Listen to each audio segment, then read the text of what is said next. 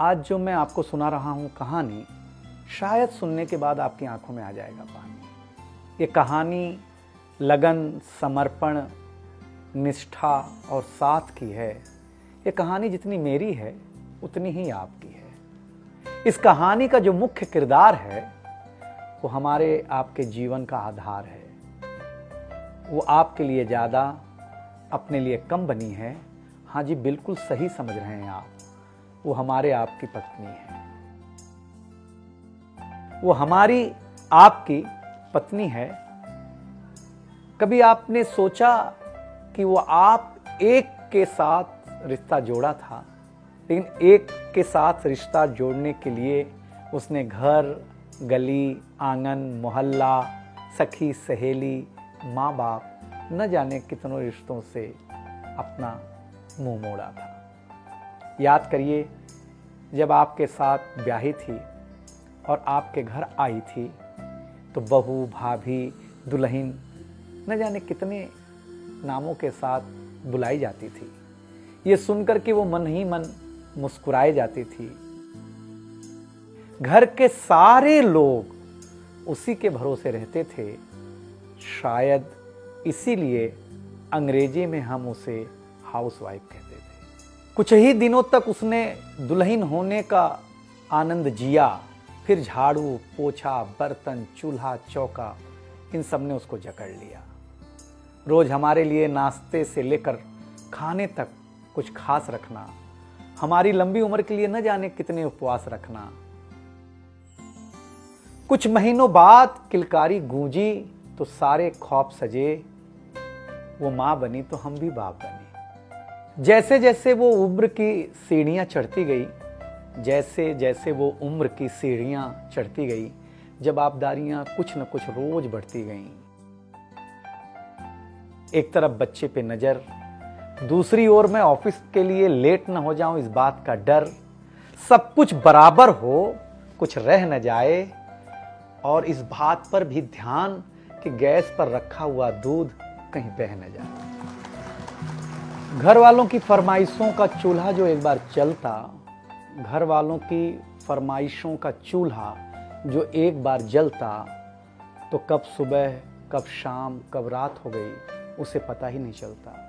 इन व्यस्तताओं के बीच समय का चक्र कुछ इतना तेजी से चला, मुन्ना कब मनोज हो गया, मुन्नी कब सुमन, पता ही नहीं चला।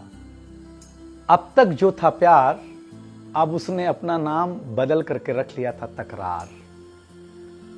बेटी को लेकर के कहना कि कुछ ज्यादा ही मन बढ़ा रखा है, तुम्हारे प्यार ने इसको सर पे चढ़ा रखा है। अब तो वो मुझे भी देने लगी थी ताना, अब तो वो मुझे भी देने लगी थी ताना, ऑफिस में ही रहा करो ना, 2-4 घंटे के लिए घर के आना। शादी के इतने दिनों बाद भी आज भी हमें सुनना पड़ता है कि न जाने कौन सा पाप किया था जो आपके साथ ब्याह किया था। और ये तो रोज की थी कहानी। कितना जोर से कहना कि घर के सारे सदस्य सुन लें कि एक दिन बीमार होती हूं ना, तो एक दिन बीमार होने पर किसी को कोई देता नहीं है एक गिलास पानी, लेकिन जैसे ही उसे आपके तबीयत खराब होने का होता आभास, आकर के बैठ जाती थी आपके पास। याद तो होगा ना, वो मीठी बातों के साथ माथे पर विक्स लगाना और साथ में कान में यह भी कहना कि कल सुबह अगर अच्छा ना लगे तो फिर ऑफिस मत जाना। लेकिन एक दिन समय ऐसे मोड़ पर ले आता है जहां बदल जाता है जिंदगी का ताना बाना। थाली में रोटी रखते हुए उसका ये कहना कि बेटी जवान हो गई है, क्या अब लड़का भी मुझे ही ढूंढने होगा जाना। शादी तय हो जाने के बाद एक एक रुपया जोड़ना, पैसे कम पड़ने पर खुद का कंगन तोड़ना, सब कुछ हो जाएगा मुझे ढाढ़स बढ़ाना, सब कुछ हो जाएगा मुझे ढाढ़स बढ़ाना। विवाह का गीत खुद रोते हुए गाना। याद तो होगा ना आप लोगों को ये गुजरा हुआ जमाना।